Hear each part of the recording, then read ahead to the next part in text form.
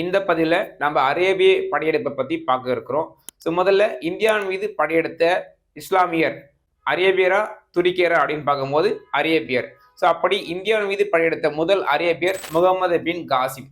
17 வயதான முகமது காசிம் கிபி 712 இந்தியா மீது படையெடுத்து வராரு. அதுக்கான காரணம் இந்திய கடற்கொள்ளையர்களை பழிவாங்கும் விதமாக.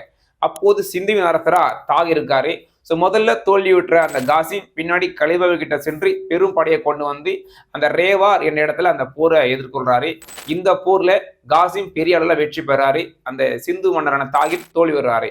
ஸோ இதனால அவர் என்ன அப்படின்னா சிந்து பகுதியும் முல்தான் பகுதியும் குறிப்பா அந்த தேவல் துறைமுகத்தையும் அவர் கைப்பற்றாரு. யார் அப்படின்னா அந்த காசி. ஸோ வேற என்ன நம்ம முக்கியம் பார்க்கணும், அந்த சிந்து பகுதியில் வாழ்ந்த இந்துக்களை அரேபியர்கள் சிம்மிக்கல் என அழைத்தனர். இது மட்டும் இல்ல, இந்தியாவின் மீதான அரேபிய படையெடுப்பை பற்றி சொல்லக்கூடிய மிக முக்கியமான சான்றாக நமக்கு சச்னாமா என்ற நூல் விளங்குகிறது. இது அபு பக்கரால் படைக்கப்பட்டது.